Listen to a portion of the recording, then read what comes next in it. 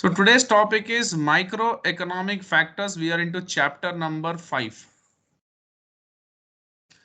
Let me tell you microeconomic factors. What does it mean? When I speak about this branch of economics, that is microeconomics, I speak about a particular individual's earnings, a particular individual's issues, a particular individual's problems, what particular individual uh, like uh, like what is the demand a particular individual has, what is the supply in the market available for an individual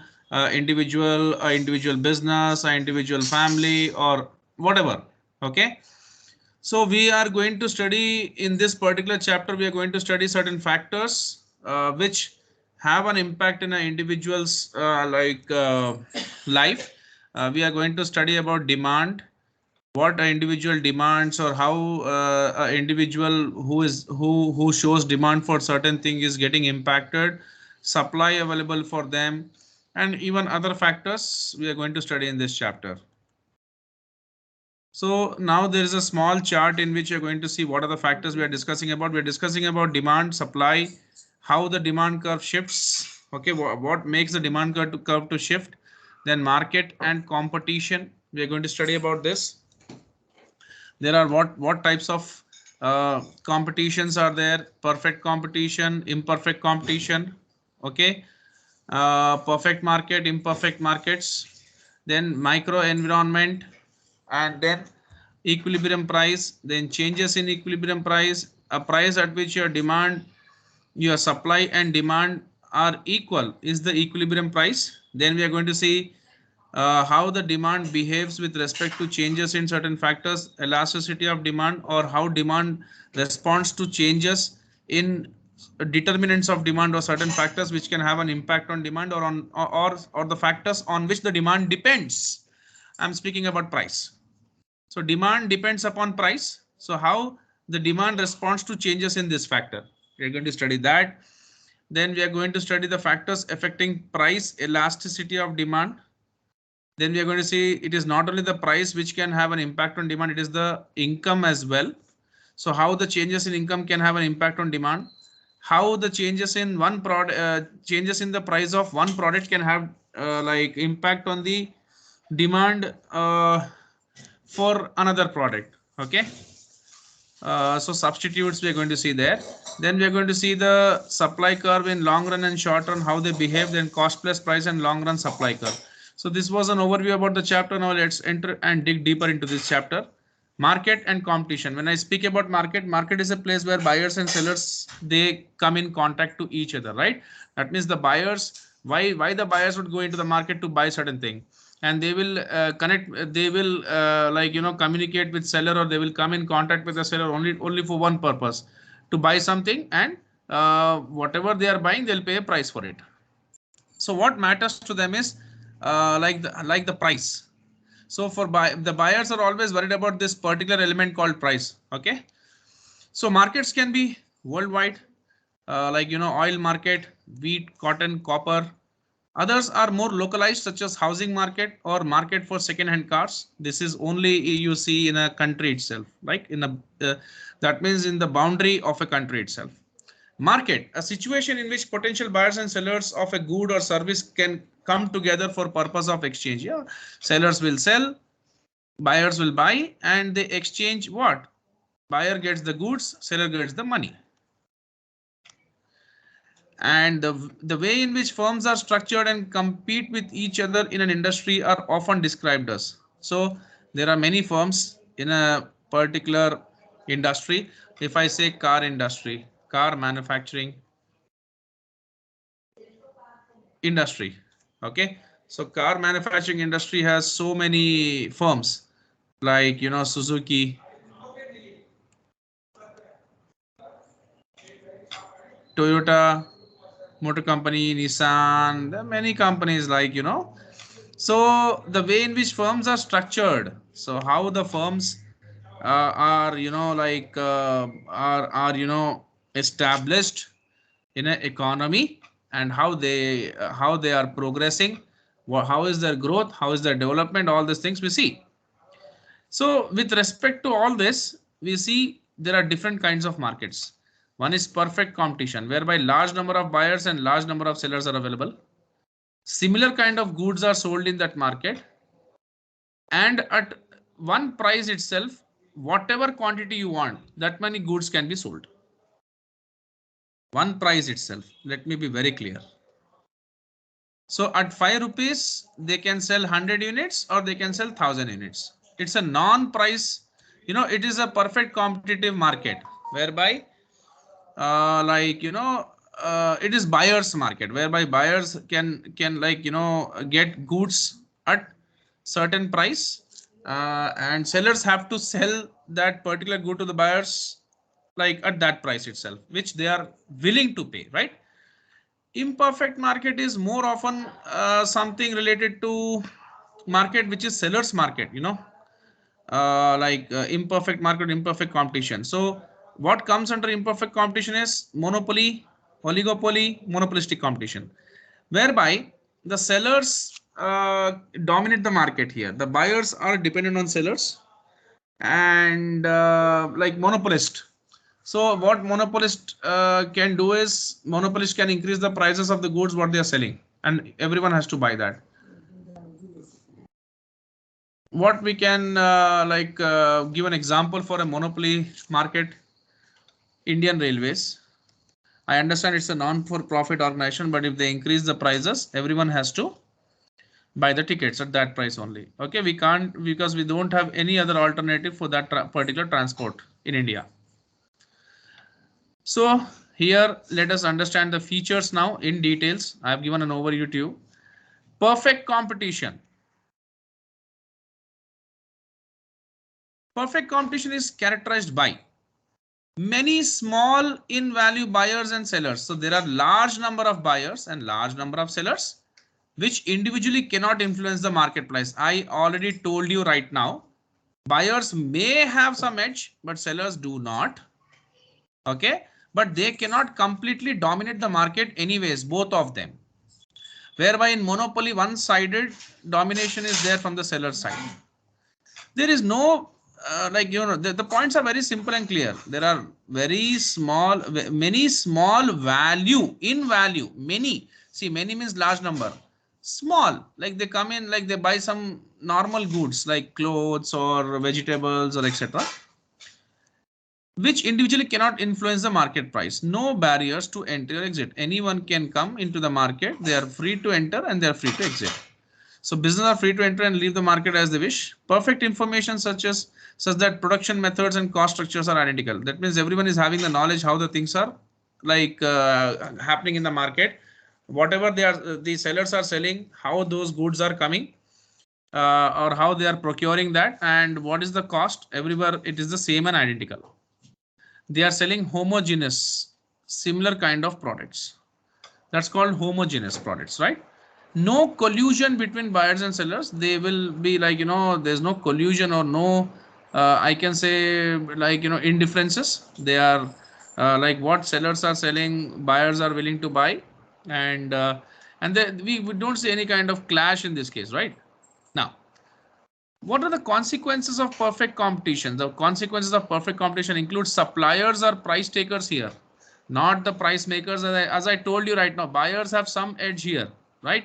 So suppliers are price takers. Unlike the monopoly, the suppliers are price makers. So suppliers are price takers. What buyers are bargaining and what buyers are putting the pressure on supplier to sell it, that is the price at which the sellers would be selling. Okay, so buyers pressure is very much evident in this kind of market. So suppliers are price takers, not price makers. That is, they can sell, sorry, as much as they want, but only at the market determined price. That means they can sell 10 units or 100 or 1000 or 10,000 or 1 million units that at 5 rupees. That is the market determined price. That means the price is fixed in the market. You sell any units, but the price will be that only. Okay.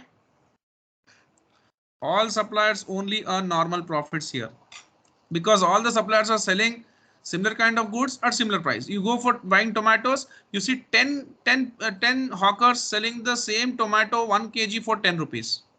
There no one is taking advantage, right? there is a single selling price. So the price is the same. It won't change. These are very important points. Should understand. That means if I make a graph, if I make quantity demand, okay, so 5 rupees is the price at which they will be 5 rupees. If I tell 5 rupees, that means horizontal.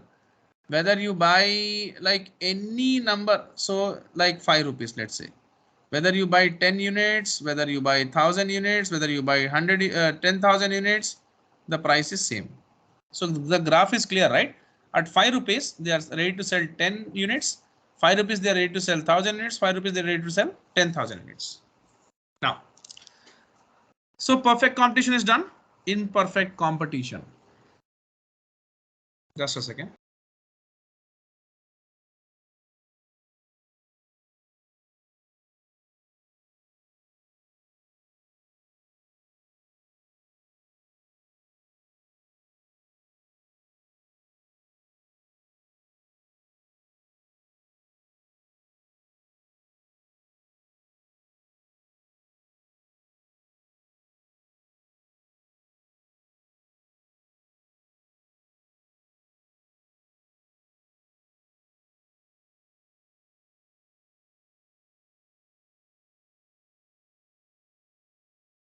Okay.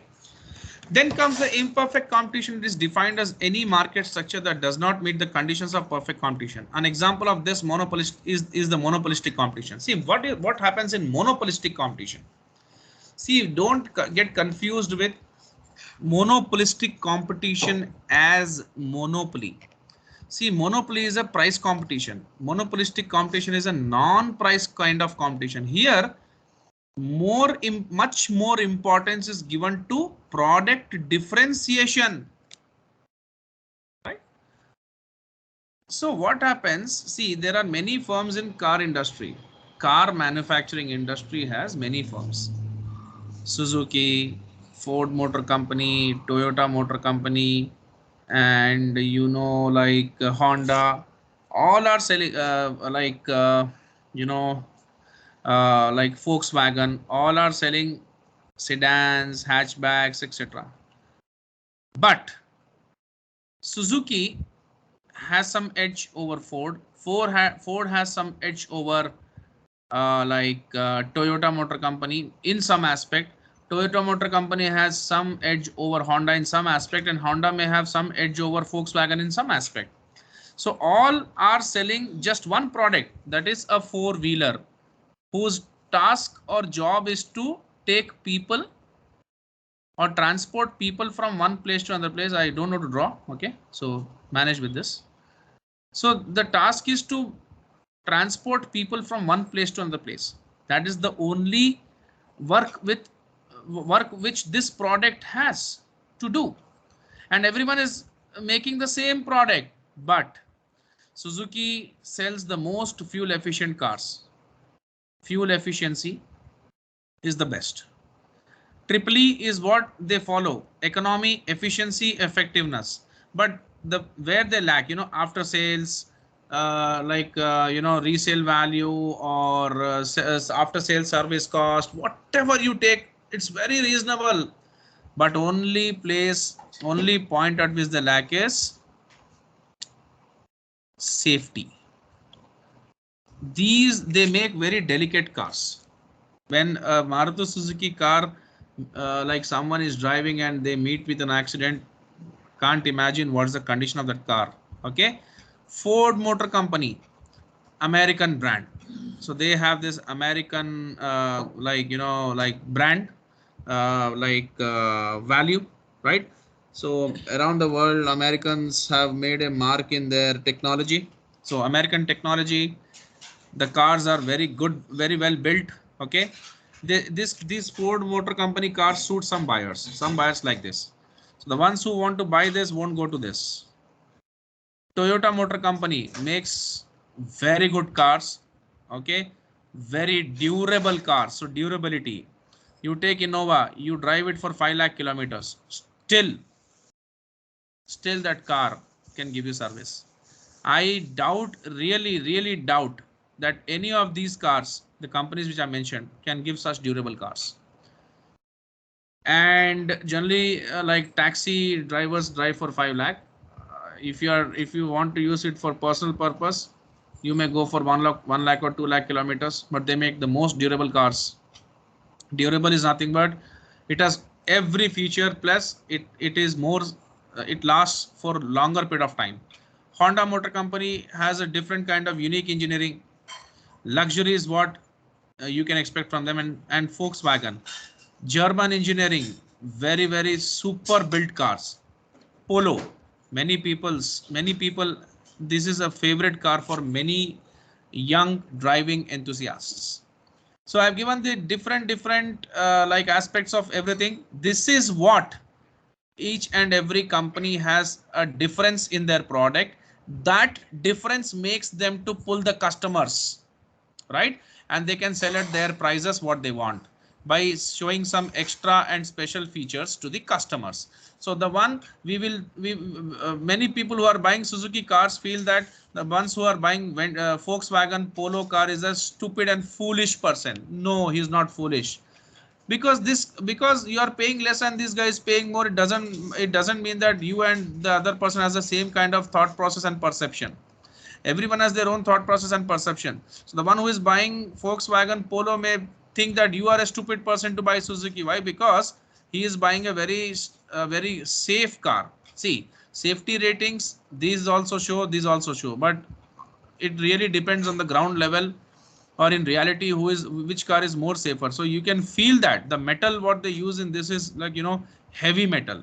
So but these people say that why shall I, these people like they kind of laugh on these people because they say I am getting very good mileage, I'm saving more, and these guys don't get that mileage. So everyone has their own thought process, perception, and everyone has their own way of thinking, right? So monopolistic competition is characterized by many buyers and sellers. Same like perfect competition, it has a feature of, see, it has dual feature. Monopolistic competition has some perfect competition features and some monopoly features. What Suzuki can give, no one is giving. What Volkswagen can give, no one is given, right? Some differentiation between products, not homogeneous as in perfect competition. The differentiation makes it non-homogeneous. Why? Because the product is not the same. See, the product is similar but not exactly identical. Different features are present. Branding is like, differing them. Branding of products to achieve this differentiation. Some but not total customer loyalty. Few barriers to entry.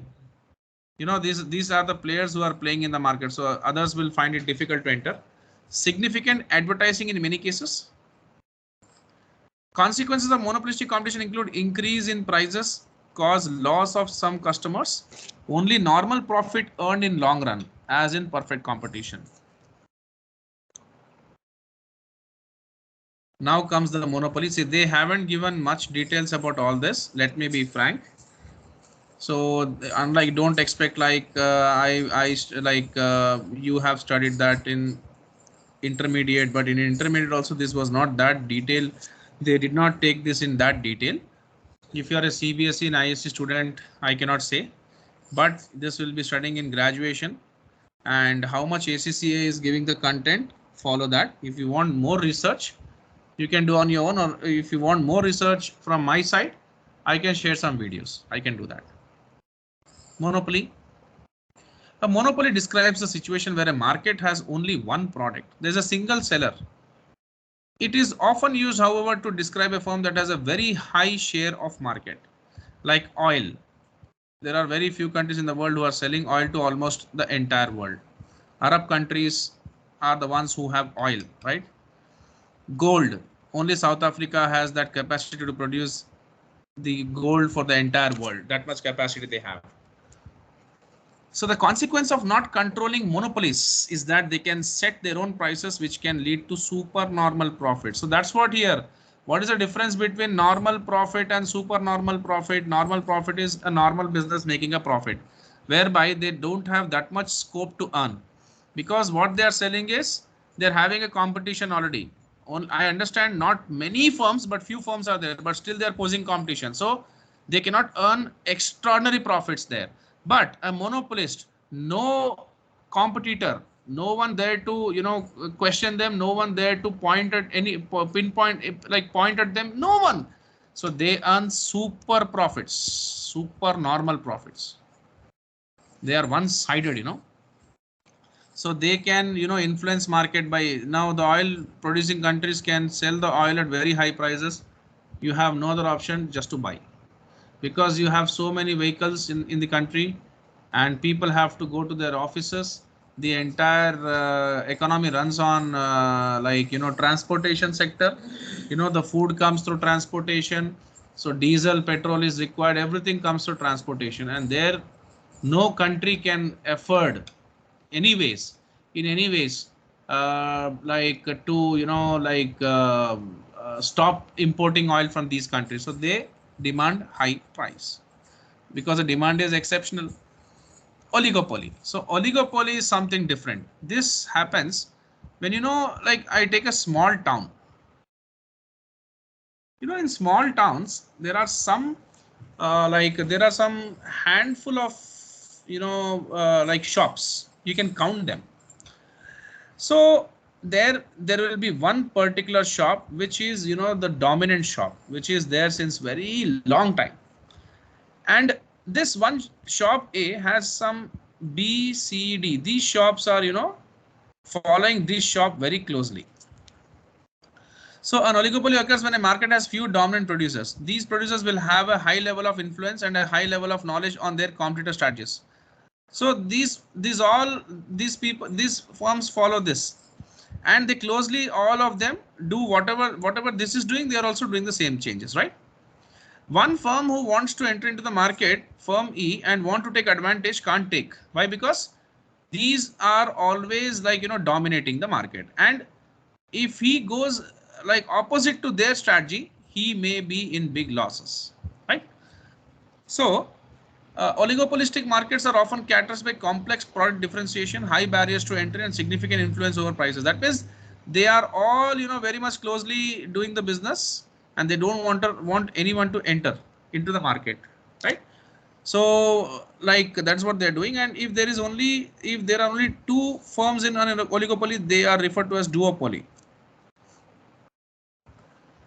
Market mechanism: the interaction of demand and supply for a particular item. In a free market, the price mechanism signals demand and supply conditions to producers and consumers. If it's a free market like perfect competition, the price can signal how the demand will be and how the supply will be. It therefore determines the activities of both producers and consumers, influencing the levels of demand for and supply of goods. So just read this real life example. I want this to be explained by Tanya. Please read this. I'm waiting.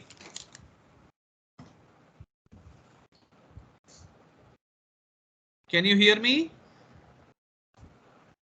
Hello? Yes, sir. Yes. Yeah. Okay. Please go through this.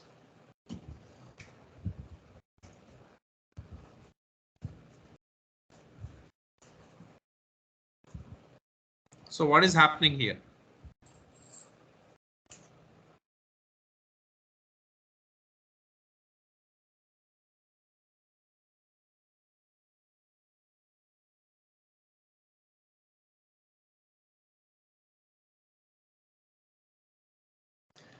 So it is important to remember that concepts described above are attempts to model the real world, and as such they are unlikely to be an exact description of any market you come across in practice. See, all the theories have come out with studying the market, right? You won't find exact things, but some kind of, elements you can find. However, they are often close enough for us to be able to use them to get an understanding of how people and organizations are likely to behave in a given set of circumstances. So I've given you many live examples there by taking some famous companies' names. For instance, when we look at the retail market of petrol, it is usually thought as an oligopoly. Yeah. Why?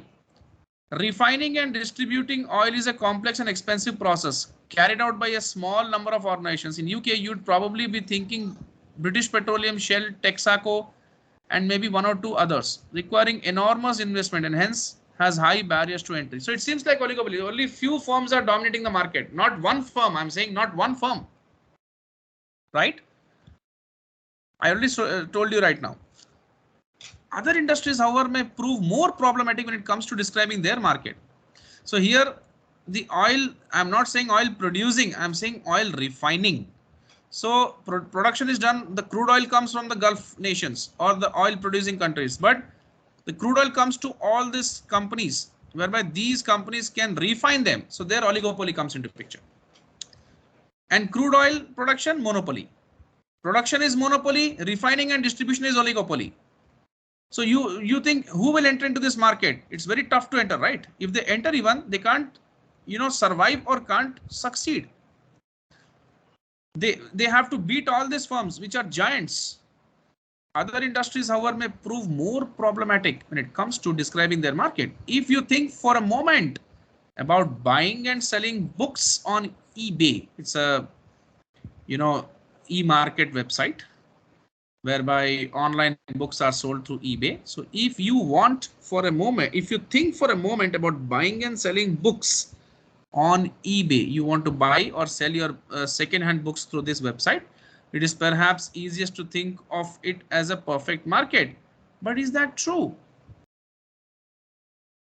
The question, even something as standardized as book would have variations in its design, quality, layout, and so on, meaning that books cannot really be considered as homogeneous. Yes, because you may think that eBay is a website whereby people can only buy and sell books. So this is a perfect market because large number of buyers can come into this and buy. Large number of sellers can be there from the people who can sell their second-hand books to the buyers, right? So what happens? This has become a perfect market because the product what they are selling is only one product, that is homogeneous product book. But no, books can be of different quality, books can be of different design, layout, etc. So large number of buyers are there, large number of sellers are there. They are selling only books, but differences can be there. So also there, so it is very tough to consider what kind of business or market this is. Are there also there could be large retailers on eBay with the ability to dominate and influence the market. If something proves popular, they may be able to flood the market, reducing the selling price in order to gain market share and remove competitors. So that is what they are posing a question. What is your thought process on all this kind of situations, right? Micro environment. So in the previous chapter, we dealt with macro environment. Yes, looking at the big picture, such as the influence of government on economy as a whole, how government intervenes in the economy to boost the economy or reduce the problems which are arising in the economy, like inflation, and they want to improve the what we say exports and reduce the imports. So how they intervene, and how big issues like inflation and unemployment, big problem, and taxation impact on the economy of the country.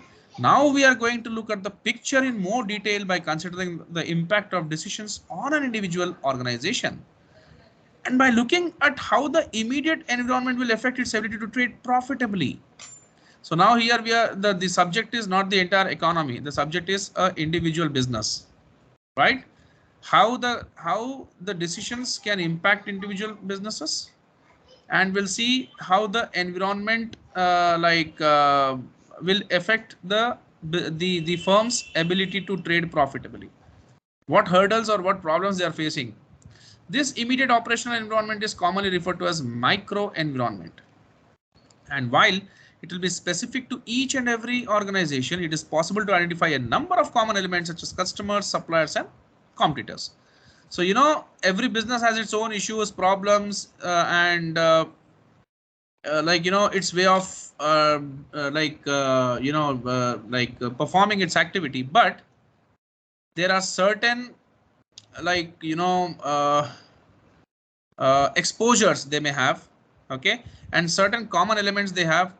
Every business will have the same kind of elements with whom they deal, that is customers, suppliers, and competitors. Now comes demand. What is demand?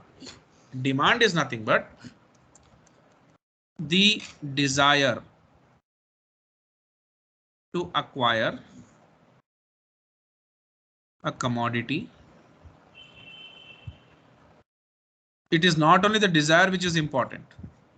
Apart from desire, you should also have the capacity to acquire that commodity. That means you should have money to pay for that. So the desire to acquire a commodity backed up by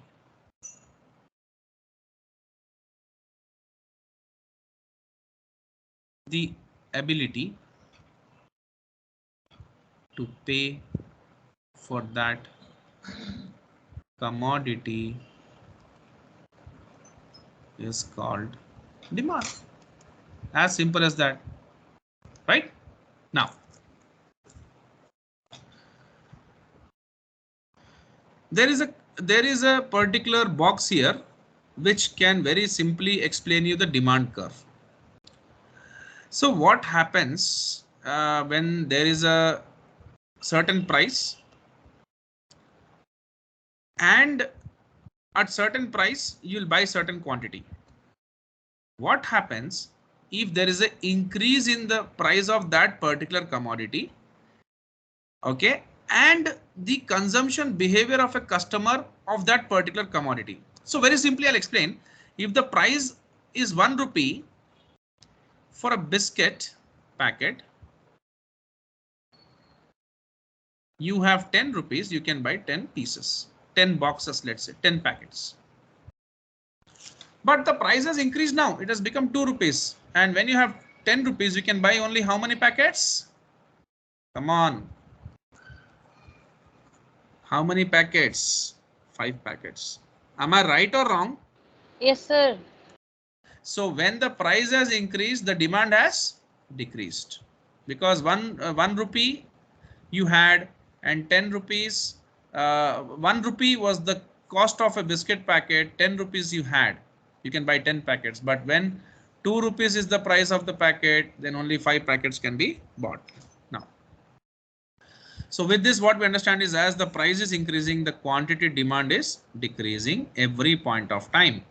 So law of demand says when the price of a commodity increases, the quantity demand decreases and vice versa. That is, when price increases, quantity demand decreases. When price decreases, the quantity demand increases. So as you see, if the price is from 1 to 2, from 9.6 to 8, from 2 to 3, from 8 to 6.25, but when the price is decreasing from 6 rupees, it has gone to 5 rupees, from 1 kg to 2.3 kgs, the demand is increasing, right? Now we can frame this in a graph. So here we take the quantity demand, here we take the price. These are the prices, these are the quantity demands demanded. Now with the price of with the price of 1 rupee, with the price of 1 rupee, you have the highest demand or lowest demand? The highest demand, right? You want 10 kgs. Agree or disagree? Agreed, sir. Yeah, when the price is 2 rupees, you want 8 kgs. Because when the price is increasing, the quantity demand is decreasing. So as we go to 3 rupees, you want 6 kgs.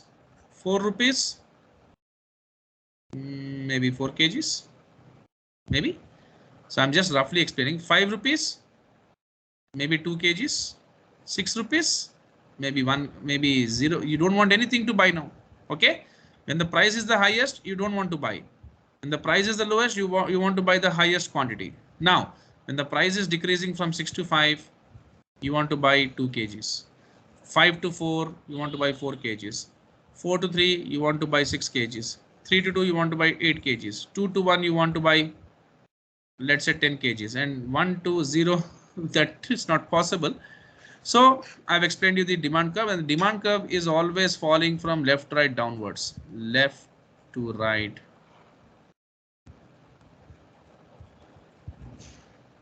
Downwards. Demand curve falls. Okay.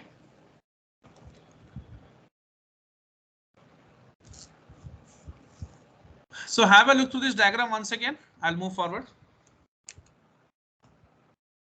Always remember, whenever you are asked to plot a graph, the price comes on the y-axis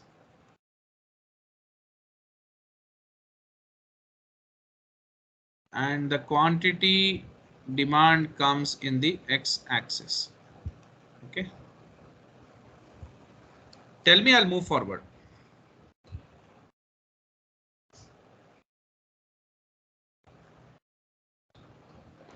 Okay, sir. Done. Demand curves. So now there is an activity you have to perform.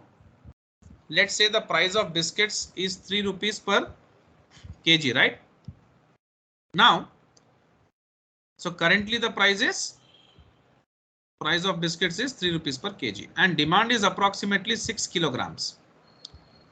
So for 3 rupees, you want to buy 6 kgs. Okay. At that price, what would be the approximate demand for the commodity if the price fell to 2 rupees? How many kgs you will buy? And what would be the demand if the price rose to 4 rupees per kg? How many kgs you will buy? That's the question for you. Now try to answer.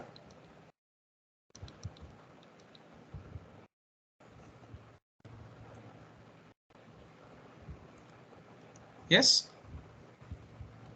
8 kgs, sir. Yeah. See, for 3 rupees, 6 kgs, right?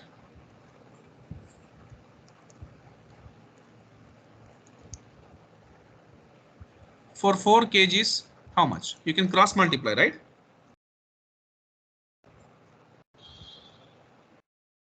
But how?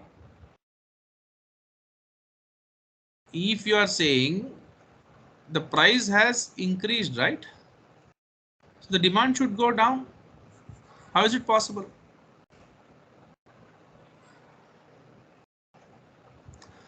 I can imagine for 2 rupees, the demand would be more. 8 kgs can be taken, correct?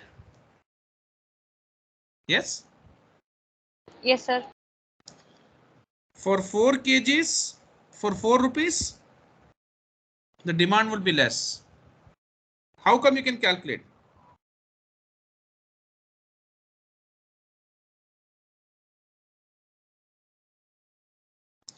So simple examples you can put, right? Don't worry about this. This is based upon this figure. So no need to worry about this. So I'll show the figure. You can answer. Very simple. When the price was 3 rupees, what did they ask? When the price is 3 pounds per kg. Yeah. For 3, when the price was 3, the quantity demand was 6, right? When the price is 4, the quantity demand is 4.5, right? Yes, sir. Yeah, for 3 pounds it is 6. For 4 pounds it is 4.5. And when it is 2, the price is 2. The quantity demand is 8. That's it. Okay, activity is done. Next. See, there are certain factors which can have an impact on demand. So what are the factors which can have an impact on demand? The factors that determine or influence demand. First one is price. Of course, price has a very like bigger impact on demand because the demand is dependent on price. Price is an independent variable. Okay, demand is a dependent variable on price. When the price would change, demand would definitely like change. Okay, we have already seen the graph as well. Interrelated goods like substitutes and complements. Income levels, that means when your income is more or income is less. Let's say a small example. You are, drawing a salary of 10,000 rupees per month and you go with your younger brother or sister to a grocery shop and he or she demands for chips. One chips packet is for 100 rupees. So you say that, see, we will just adjust with one chips packet. Why you are doing that? Because your income is 10,000. That is not permitting you to buy more, right? You ask me a question, sir, how I have 10,000. See, you have lot many expenses as well. A lot many obligations. Let's say, just an example. If your income is increasing to 1 lakh, what will you do? You will buy more or less? You will More. take, yeah, you can take 1,000 rupees worth of chips, right? You can take 10 packets. Here you will take just 1 packet. And when your salary is just 5,000, you will say, let's keep quiet and go home and have meal at home. Okay, 0 packets. That makes sense, right? So when the incomes increase, there can be seen certain change in the behavior of buying patterns of a individual. Then fashion and expectations and income distribution. Let's go into this. Substitute goods, tea and coffee. These are substitute goods. Car and petrol. These are complement goods. If the petrol prices are rising, people will buy less cars. Am I right? If the petrol prices are decreasing, people will buy more car. So demand here depends upon this particular complement goods. If the tea prices are going up, people will shift to coffee. If the coffee price is going up, people will shift to tea. So demand for tea would reduce if the prices go up, and simultaneously demand for coffee is more, right? Now, change in the price of one good will not necessarily change the demand for another good. For example, we would not expect an increase in price of television to affect the demand for bread. See, every case it is not possible. That is, if the TV prices are high, do you think you'll buy less breads? See, bread is a staple food, right? TV is just one time buy. TV is important for entertainment and food is more important than entertainment, right? To survive, you need food. But do you think buying a TV, you will buy less bread on that day? Never it will happen. No one will compromise with their food, right? It's not like your expenses are very high today and you'll eat less food. You can't survive. That's a truth, right? It's a harsh truth that food comes first.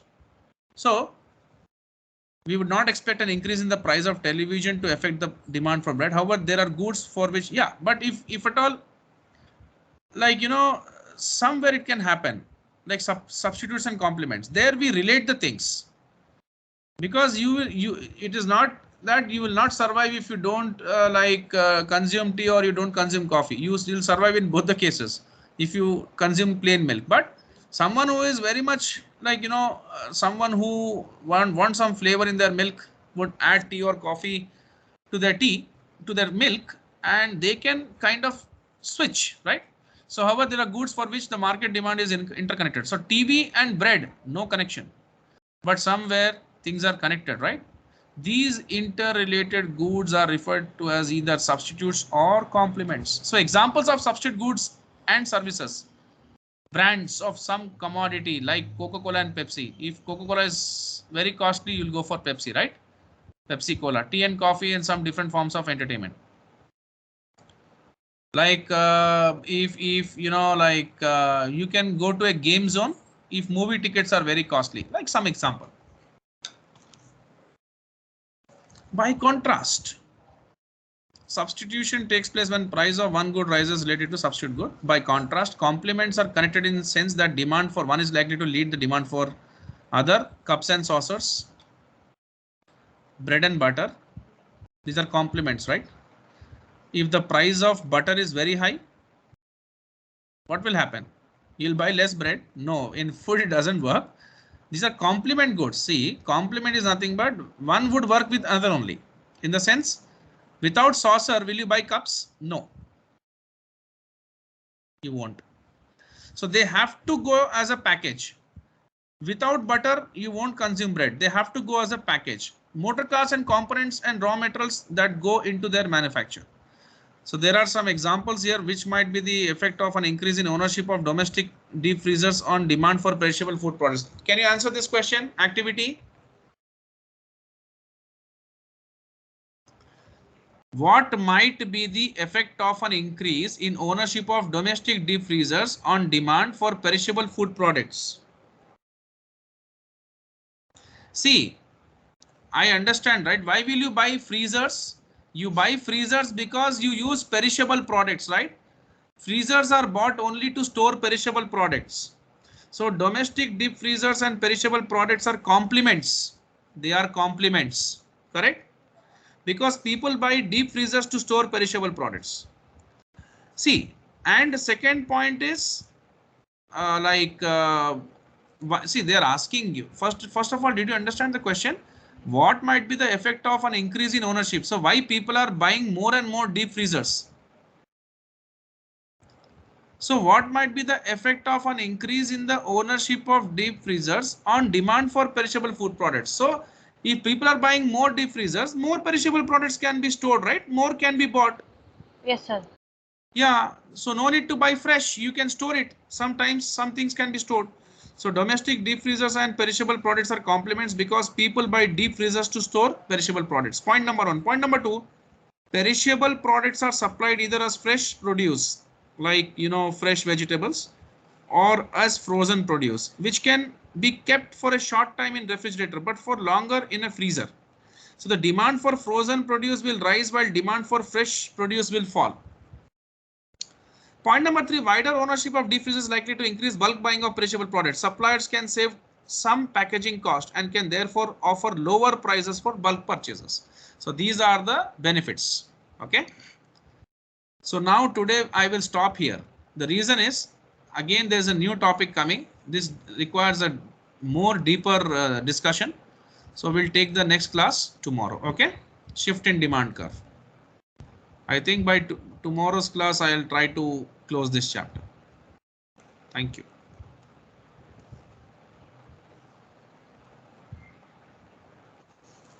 हो गया